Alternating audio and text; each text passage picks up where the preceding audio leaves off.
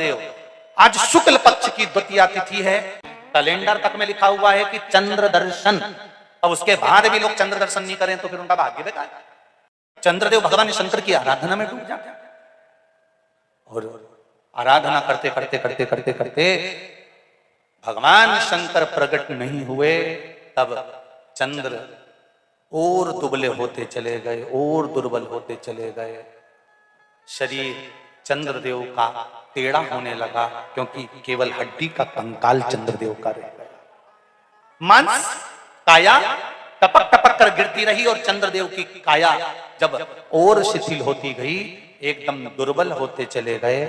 सारे पूरे महीने में चंद्र की स्थिति देखना और शुक्ल पक्ष के द्वितीया तिथि के चंद्र की स्थिति देखना। शुक्ल पक्ष का द्वितीया का जो चंद्रमा होता है वो एकदम पतला, कमजोर और वक्रीय सा होता है। किसने करें दर्शन करें आप लोगों ने दूज के चंद्रमा के? एकदम पतला, कमजोर, दुर्बल, वक्रीय सा नजर आता है। तब चंद्रदेव को देखा भगवान शंकर ने और लगा कि अब इसके प्राण रहने वाले नहीं। तब भगवान शंकर दौड़कर उस शिवलिंग में से प्रकट हो जाते हैं, चंद्र की काया ठीक कर देते हैं। तो चंद्र कहता है आप कृपा करो। भगवान ने उसी चंद्र को, द्वितीया के चंद्र को अपने मस्तक पर धारण कर लिया और द्वितीया के चंद्र को मस्तक पर धारण कर भगवान शंकर ने कह दिया कि सुनो चंद्रदेव, आज शुक्ल पक्ष की द्वितीया तिथि है, जिस दिन मैंने आपको अपने मस्तक पर धारण करा है। जो भी शुक्ल पक्ष की द्वितीया तिथि को चंद्र का दर्शन करेगा, उसकी जिंदगी में कभी रोग से वो ग्रसित नहीं होगा। हम पहले भी कथा में कहे, आज फिर कहते हैं, जिसकी लीवर, किडनी, जिसकी काया बेकार हो रही हो, चमड़ी सफेद पड़ रही हो, काले काले छट्टे पड़ रहे हो, सोराइसिस जैसी बीमारी हो गई हो, कैंसर जैसा रोग हो गया हो, बड़े से बड़ा रोग, अगर किडनी, लीवर कितना भी बेकार से बेकार हो गया, डैमेज से डैमेज हो गया, उसको शुक्ल पक्ष के द्वितीया चंद्रमा का दर्शन करना चाहिए।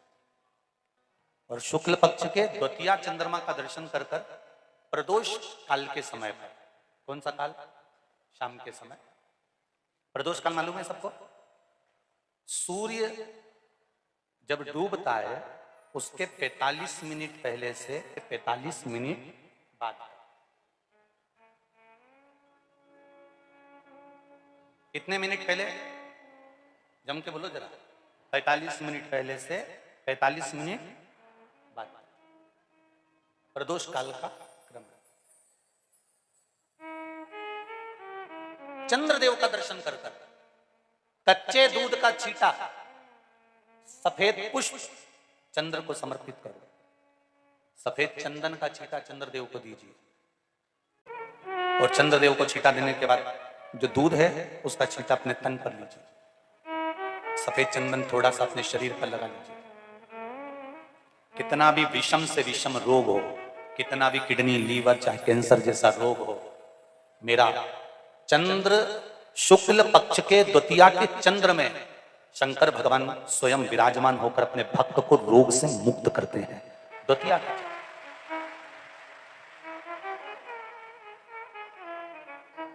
जम के बोलो कौन सी तिथि है? शुक्ल पक्ष के द्वितीया तिथि का चंद्र का दर्शन व्यक्ति को जीवन का सुख देता है। जिसकी आंखों में तकलीफ हो, श्रवण शक्ति में तकलीफ हो, बोलने में, मुख में तकलीफ उत्पन्न होती हो, भारी से भारी रोग, शुक्ल पक्ष की द्वितीया तिथि को भगवान शंकर ने चंद्रदेव को अपने मस्तक पर धारण करा। तो शंकर भगवान ने कह दिया, सुनो चंद्रदेव, आज शुक्ल पक्ष की द्वितीया तिथि को मैंने आपको अपने मस्तक पर धारण करा है। संसार में रहने वाला, मृत्यु लोक में रहने वाला, चाहे देव लोक में रहने वाला, चाहे जिस लोक में वो निवास कर रहा है, अगर शुक्ल पक्ष के द्वितीया तिथि के चंद्रमा का दर्शन करेगा तो वो रोग से मुक्त रहेगा। अब हमारे यहाँ इतनी अच्छी अच्छी तिथियां दी हैं, कैलेंडर तक में लिखा हुआ है कि चंद्र दर्शन। अब उसके बाद भी लोग चंद्र दर्शन नहीं करें तो फिर उनका भाग्य बेकार। पंचांग में लिखा है कि चंद्र दर्शन, बोलो सही है कि गलत है? उसमें पंचांग में लिखा है कि चंद्र दर्शन, शुक्ल पक्ष की द्वितीया तिथि चंद्र दर्शन। शनिवार के दिन जो पीपल के वृक्ष में सरसों के तेल का दीप लगाता है उसको शनि कभी परेशान नहीं करता। एक बात हमेशा ध्यान रखिएगा, मान लो अगर कोई भारी रोग ऐसा शनि महाराज के कारण हो गया हो, अच्छे काम करते करते उल्टे हो रहे हैं, होते हैं किसी किसी के साथ में, विपरीत परिस्थितियां आ जाती है, अच्छा करने जाओ बुरा हो जाता है, अच्छा कर्म करने जाओ बुरा हो जाता है। तो पीपल के वृक्ष की जो छाल होती है, छाल देखिए, पीपल के वृक्ष में जो छाल लगी होती है, उस छाल को घिसकर चंदन बनाकर भगवान शंकर का स्नान कराकर, अभिषेक कराकर, पूजन कराकर, पूजन कराने के बाद में पिपलेश्वर महादेव का नाम लेकर, कौन से महादेव? पिपलेश्वर महादेव का नाम लेकर वो जो घिसी हुई छाल होती है, उस छाल का तिलक भगवान शंकर को लगा लो और उसी का थोड़ा सा भाग अपने कंठ पर, मस्तक पर लगाना प्रारंभ कर दो। धीरे धीरे जो विपरीत दशा है वो सुधरना प्रारंभ हो जाती है। पर नाम याद रखना, पिपलेश्वर, जम के बोलिए, पिपलेश्वर महादेव भगवान शंकर का एक अवतार है, पिपलाद अवतार, पिपलाद अवतार।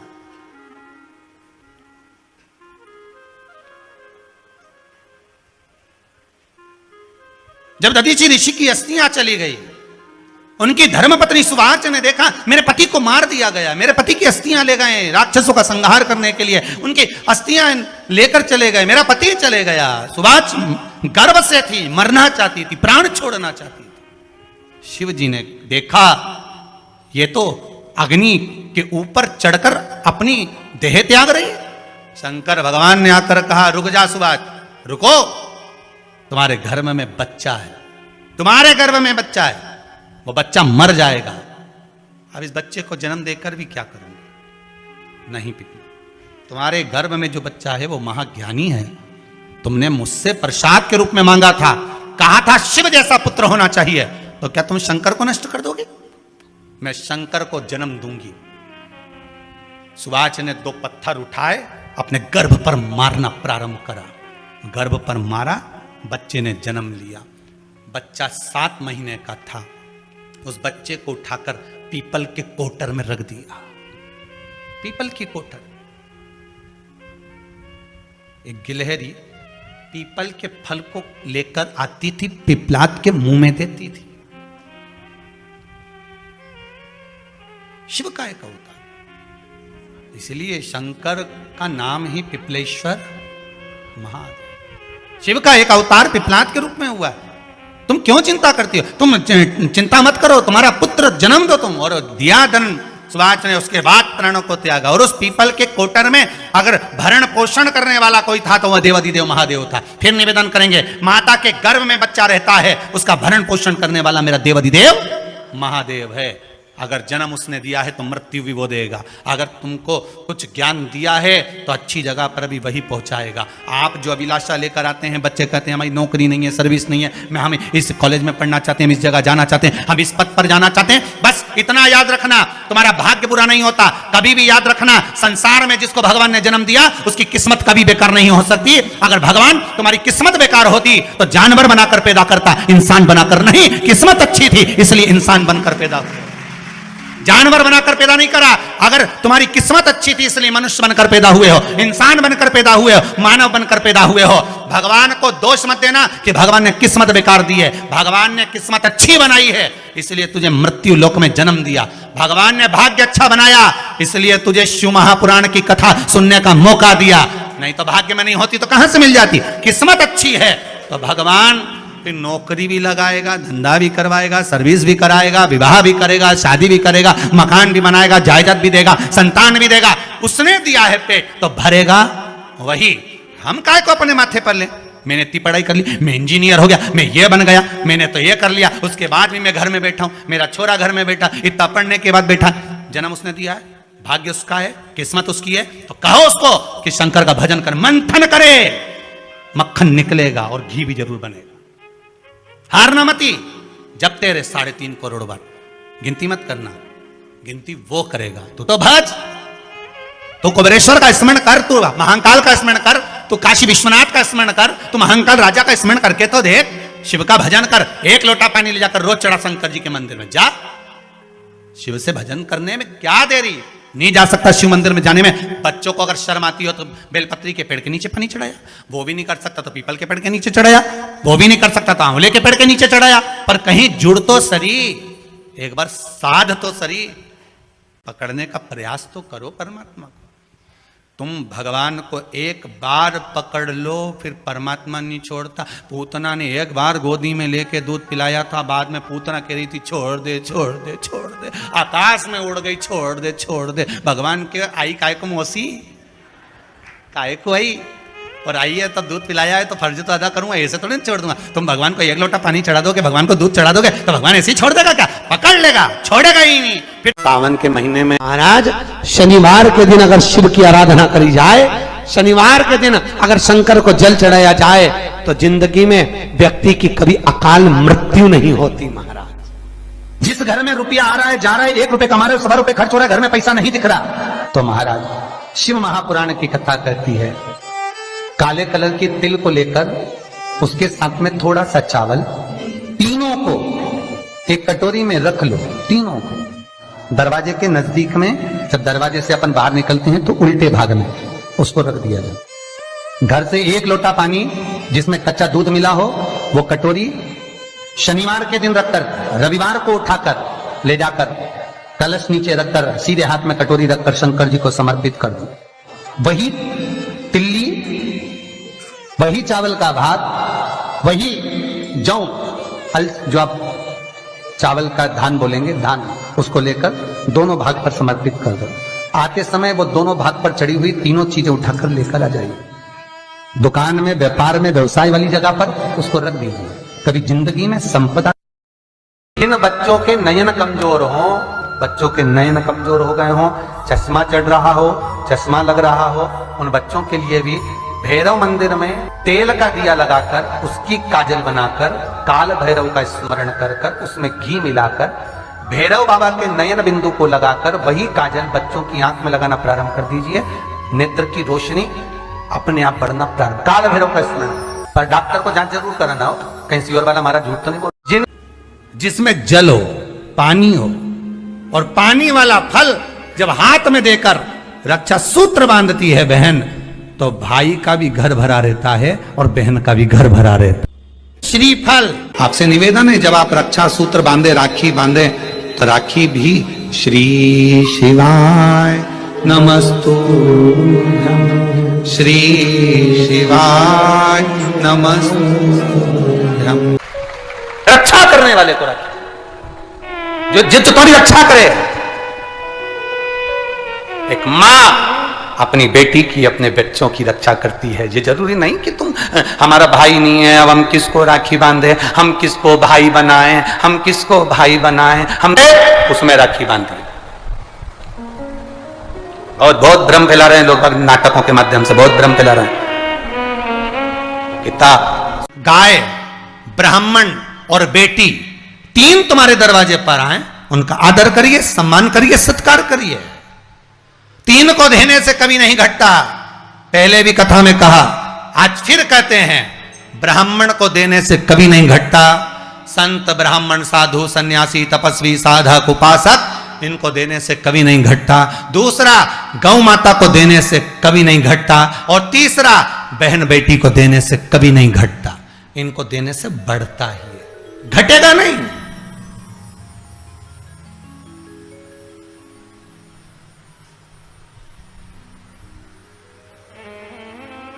तीनों को देने से कभी नहीं घटता। गाय, ब्राह्मण और बहन बेटी दीजिए। ये घटने वाला नहीं है आपका, बढ़ने ही वाला।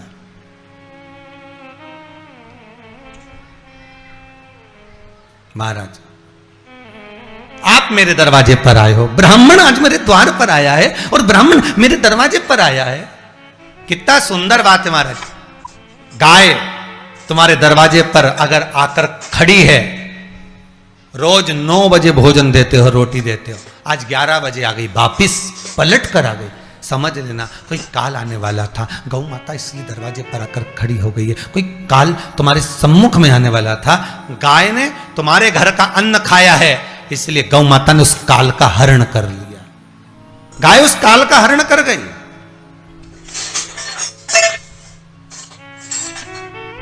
बहन बेटी तुम्हारे दरवाजे पर अचानक आ जाए, अचानक घर के लोग पूछे क्यों जीजी आज कैसे आ गई तू, एकदम अचानक कैसे पहुंच गई तू?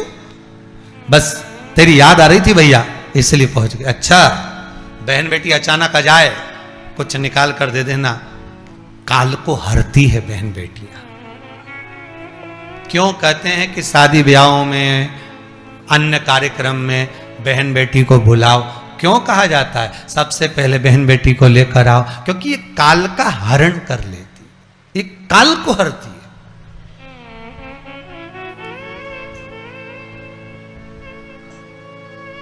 गाय तुम्हारे सामने आ जाए, वो काल का हरण कर रही। बहन बेटी तुम्हारे दरवाजे पर अचानक पहुंच जाए, कुछ दे दीजिए, काल का हरण करती है। संत ब्राह्मण तुम्हारे दरवाजे पर जाए, कुछ दे दीजिए, काल का हरण करते हैं। ब्राह्मण भी तुम्हारे दरवाजे पर पहुंचे, संत साधु सन्यासी तपस्वी साधक उपासक दरवाजे पर पहुंच रहा है, वो काल का हरण करते हैं, काल को हर लेते हैं। गौ, बेटी और ब्राह्मण, संत, साधु काल का हरण कर लेते हैं। काल को हरने वाले होते हैं। पहले नंबर पर संत, ब्राह्मण, साधुजन, गुरुजन जब तुम्हारे दरवाजे पर आते हैं तुम्हारा काल हर लेते हैं। दूसरे नंबर पर है गौ माता, गाय को जब हम रोटी देते हैं गौ माता हमारे काल को हर लेती है। तीसरे नंबर पर है बहन बेटी, जब हमारे यहाँ आती है और हम कह देते हैं जीजी ये मेरी साड़ी है पहन लो, घर से साड़ी लेकर मत आना, जब हम उसको साड़ी पहनने को दे देते हैं तो एक ननन बहन बेटी ऐसी होती है जो अपने भाई के घर के काल को भी हर लेती है, वो बहन बेटी होती है। क्यों? माता लक्ष्मी जी ने जाकर राजा बलि की धर्म पत्नी के वस्त्र को क्यों लिया था? लक्ष्मी जी के भाई हैं राजा बलि, क्यों लिया? ऐसा वस्त्र में क्या था? क्यों कहा जाता है जीजी मेरी साड़ी पहन लो? क्यों भाभी कहती है ननन से लो मेरी